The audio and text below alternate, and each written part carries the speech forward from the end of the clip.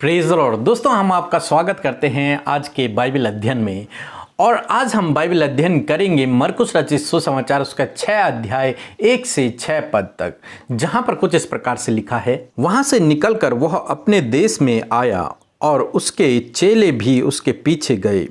सप्त के दिन वह आराधनालय में उपदेश करने लगा और बहुत से लोग सुनकर चकित हुए और कहने लगे, इसको ये बातें कहाँ से आ गई? यह कौन सा ज्ञान है जो उसको दिया गया है? कैसे सामर्थ्य के काम इसके हाथों से प्रकट होते हैं? क्या यह वही बड़ई नहीं, मरियम का पुत्र और याकूब और योसेफ और यहूदा और समौन का भाई है? क्या उसकी बहनें हमारे बीच में नहीं रहती? इसलिए उन्होंने उसके विषय में ठोकर खाई। यीशु ने उनसे कहा, भविष्यवक्ता का अपने देश और अपने कुटुंब और अपने घर को छोड़ और कहीं भी निरादर नहीं होता। वह वहाँ कोई सामर्थ्य का काम न कर सका, केवल थोड़े से बीमारों पर हाथ रखकर उन्हें चंगा किया। और उसे उनके अविश्वास पर आश्चर्य हुआ और वह चारों ओर के गांव में उपदेश करता फिरा। आमीन। दोस्तों, हम यहाँ पर देखते हैं कि यीशु मसीह फिर अपने देश में आया। अपना देश मीन्स यानी कि नासरत में आया। यीशु मसीह फिर से लौटकर अपने आसपास के नगरों से जब यीशु मसीह फिर से अपने नगर में आया, नासरत में आया, तो वो आराधनालय में उपदेश देने लगा। और ये उपदेश को सुनकर वहां पर जो इकट्ठा हुए लोग थे वे कहने लगे कि इसको ये ज्ञान कहां से आया, इसके पास ये बातें कहां से आ गई?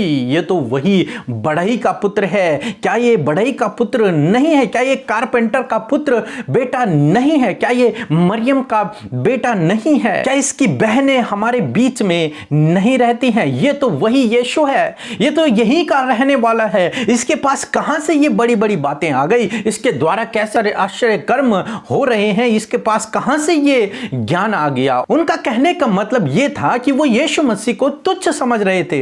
ये तो यही पैदा हुआ, बढ़ई का काम करता था, ये तो तुच्छ है, ये कैसे हमें बड़ी बड़ी ज्ञान की बातें सिखा सकता है? इसके पास कहां से ये ज्ञान आया? क्या इसके फैमिली बैकग्राउंड तो बिल्कुल नॉर्मल है। इसका पापा तो कारपेंटर का काम किया करता है और इसकी बहनें तो हमारे बीच में है, इसके भाई तो यहीं आसपास में रहते हैं। इसके पास ही कैसे ये ज्ञान आ गया? इसके पास ही ये कैसे एक स्पेशल हो गया? यदि मैं दूसरे शब्दों में कहूं तो वो इस प्रकार सोच रहे थे, यदि इसके मां बाप, इसका फैमिली बैकग्राउंड भी ज्ञानी होता तो हम समझ सकते थे कि इसके पास ये ज्ञान सही है या फिर ये सही कह रहा है या फिर आश्चर्य कर्म भी सही कर रहा है। परंतु इसका फैमिली बैकग्राउंड तो बिल्कुल नॉर्मल है, तो फिर इसके पास ही ये ज्ञान कहां से आया? वो यीशु को बचपन से देख रहे थे, उन्होंने बचपन से यीशु मसीह को देखा।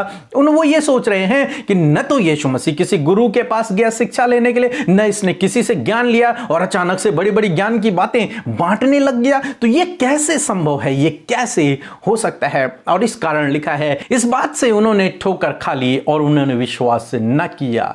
वो अविश्वासी हो गए और उन्होंने विश्वास नहीं किया। तब बाइबल कहती है कि यीशु मसीह उस नगर में अधिक सामर्थ्य के काम नहीं कर पाए। थोड़े से सामर्थ्य के काम वहां पर हुए। कुछ बीमारों के लिए यीशु मसीह ने प्रार्थना की, वे चंगे हो गए, परंतु बाकी लोगों के अंदर अविश्वास उत्पन्न हो गया यीशु मसीह के प्रति। फिर यीशु मसीह उस अविश्वास के कारण काम न कर सका। इसका मतलब यह नहीं था कि यीशु मसीह सामर्थी नहीं है, यीशु मसीह कार्य नहीं कर सकते हैं, बल्कि यीशु मसीह विश्वास के द्वारा कार्य करते हैं। तभी हर बार बाइबल कहती है कि तेरे विश्वास ने तुझे चंगा कर लिया। यीशु मसीह विश्वास के द्वारा करते हैं। जब कोई व्यक्ति उनके पास विश्वास से आता है तभी यीशु मसीह कार्य करते हैं। और वे सारे लोग तो यीशु मसीह पर अविश्वास दर्शा रहे थे, तो कैसे वहां पर बड़े बड़े काम हो सकते थे? परंतु जिन लोगों ने विश्वास किया उनके जीवन में प्रभु ने वहां पर कार्य किया। तब प्रभु यीशु मसीह ने कहा कि भविष्यवक्ता का आदर उसके परिवार, उसके कुटुंब, उसके आसपास के नगरों को छोड़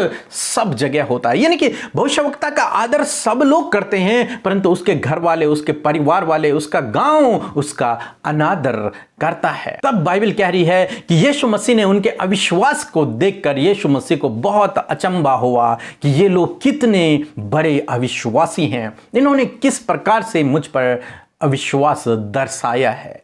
यीशु मसीह को बहुत अचंभा यहाँ पर हुआ। दोस्तों, आशा करते हैं आज के बाइबल अध्ययन को आप समझ गए होंगे कि किस प्रकार से लोगों ने यीशु मसीह का अनादर किया, तो उसे तुच्छ जाना, उसे तुच्छ समझा, क्योंकि वो एक बहुत बड़ी फैमिली से नहीं आता था, वो एक छोटे से परिवार से ही आता था और उसका कोई बहुत बड़ा बिजनेस नहीं था। उनके परिवार वाले बहुत बड़े ज्ञानी, शास्त्री और फरीसी नहीं थे, इसलिए लोगों ने उसे तुच्छ जाना कि इसके पास ये ज्ञान कहां से आ गया। दोस्तों, आज भी हम लोग इस बात को देखते हैं, जब कोई व्यक्ति जो गरीब परिवार से होता है, छोटे परिवार से होता है और वो बड़ी बड़ी ज्ञान की बातें करता है, तो हम में से बहुत से भाई बहन उन्हें तुच्छ जानते हैं कि ये तो कुछ भी नहीं जानता, ये क्या कल का बच्चा हमें सिखाएगा। इस प्रकार की कहावतें लोग कहते हैं। परंतु मेरे प्रियो, जो परमेश्वर की ओर से है, वो छोटा हो या बड़ा, गरीब हो या अमीर, कोई भी हो, वो परमेश्वर की ही ओर से होता है और उसका सबको आदर करना चाहिए। प्रभु आपको आशीष दे।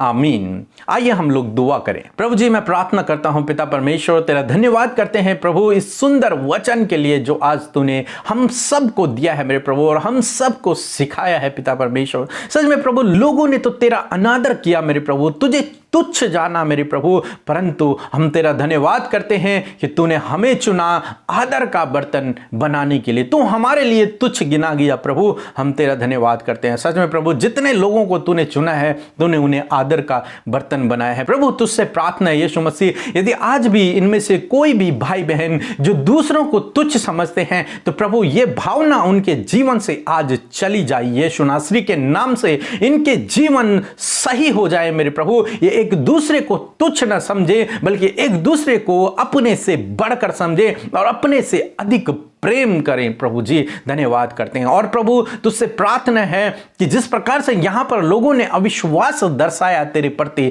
पिता, जितने भी भाई बहन इस प्रार्थना को सुन रहे हैं पिता परमेश्वर, इनमें से कोई भी अविश्वासी न हो, बल्कि हर एक व्यक्ति तुझ पर विश्वास करने वाला बने मेरे प्रभु, वो तुझ पर विश्वास रखे मेरे पिता। धन्यवाद करते हैं यीशु मसीह। इस भाई इस बहन को तेरे हाथों में देते हैं, इनके पूरे परिवार को हम तेरे हाथों में देते हैं। हर एक सुख शांति समृद्धि इनके परिवार में आए मेरे प्रभु। जो इनकी प्रार्थना निवेदन है, जिस बात के लिए तुझसे प्रार्थना कर रहे हैं यीशु, आप उनके प्रार्थना का उत्तर उनके जीवन में दे। इनके रुके हुए कामों को आप बनाए, इनके कामों को आप सफल करें, इनके कामों पर तेरी आशीष हो मेरे प्रभु। हर एक चिंता, हर एक परेशानी, हर एक दुख, हर एक बीमारी इनके जीवन से चली जाए, दुष्ट के काम नष्ट हो जाए यीशु नासरी के नाम से। इनके परिवार पर तेरी आशीष हो, इनके संतानों पर तेरी आशीष हो मेरे प्रभु। धन्यवाद करते हैं यीशु मसीह, आप इन्हें प्रोटेक्ट करें। धन्यवाद करते हैं। सारी बातों में आदर और महिमा आपको देते हुए प्रार्थना प्रभु यीशु मसीह के नाम से मांगते हैं। आमीन।